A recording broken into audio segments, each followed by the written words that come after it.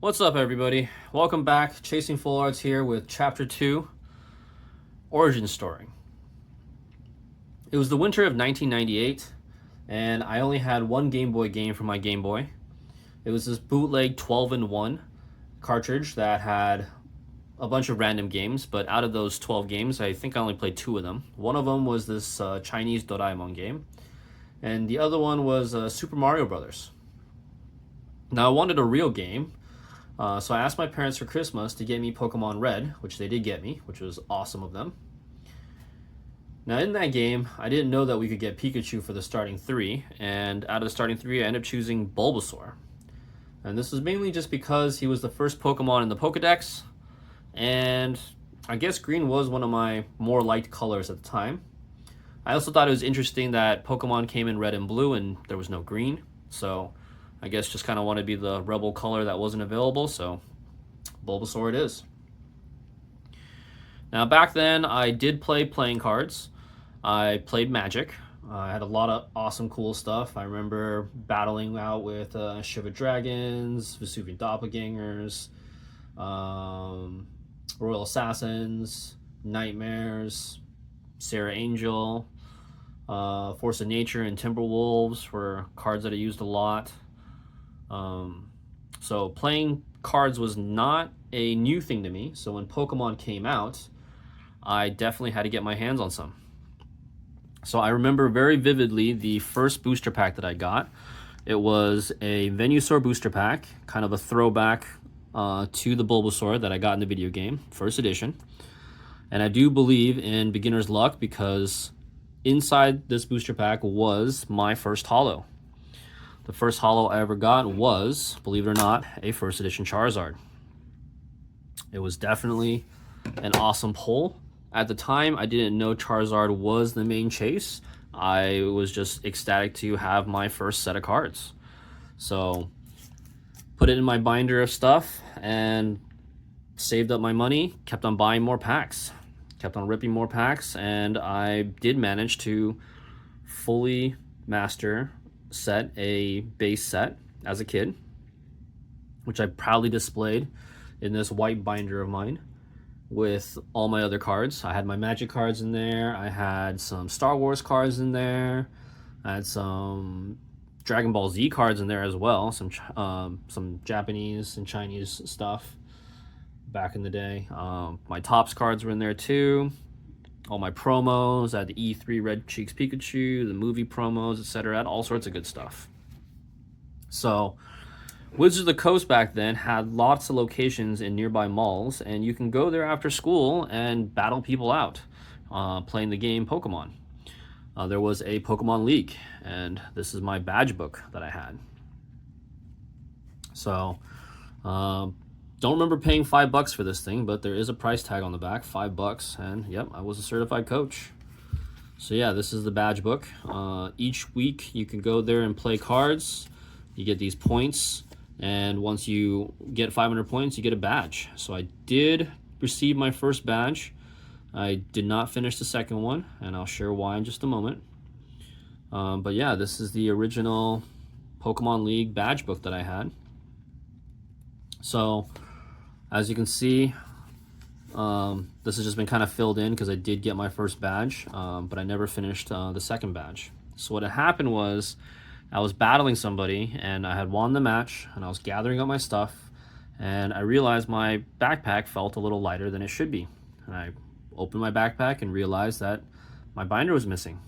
And unfortunately, somebody had stolen all my stuff. I was devastated. I don't even have the words for how I felt that day. I remember it pretty vividly. One of the employees was nice enough to get me reset up. So he did this thing, and as you can see, I have a star right here for the jungle set because he gifted me a jungle set and told me to get back at it. It was difficult losing that base set, and at that time I almost had a jungle set, and Fossil had just come out. But yeah, I at least didn't lose my deck, so I was still able to play the game. So it was tough losing that. So after that, I took a pause from Pokemon. Middle school happened. And in middle school, some of my other friends got into Pokemon when Team Rocket came out. And at the time, first edition boosters were still findable and stuff. They were a little premium, but it was still findable. And my friends convinced me to try again, master set again. So I grabbed as much as I could, and this last one's not a first edition. It's just a shadowless base. But yeah, I managed to almost complete another set. I didn't really get there. I did end up keeping one of each artwork just to have. My first edition Charizard artwork is encapsulated. Talk about that in just a second. So, yeah, went on to high school at that point, so put everything away again and didn't touch it for many, many years. Didn't touch my stuff until about 2016. So in 2016, I was working at the time, and a coworker of mine was talking about how Logan Paul was flipping Charizards and how the price of them has gone up a lot. And I overheard the conversation, and I just kind of blurted out that I had some first edition Charizards, and I even had first edition boosters. And he called BS. And I told him I'm willing to bet that I have this stuff. And he bet me lunch. So that weekend I went home and cleaned out my stuff from my parents' place and found my stuff. Took a photo, sent to him. He wanted to see it in person, so he met up. I showed him the stuff, and he was just completely stunned that I had all this first edition stuff and offered to buy some stuff from me. I did sell him a Charizard at the time, and he did send it off to grading, and it came back at 9. So he definitely came up on that. The money that I got from that Charizard, he convinced me to get back into the hobby. So we bought a couple cases of XY Evolutions, and I started master setting again. I ended up making almost 2 master sets of XY Evolutions. My second master set, I was short 1 card. It was a Brock's Full Art Trainer. Now, unfortunately, this chapter of my Pokemon story is also short-lived because I ended up losing it all because my house got broken into and somebody came in and stole a lot of my stuff. My only saving grace is my first editions at the time.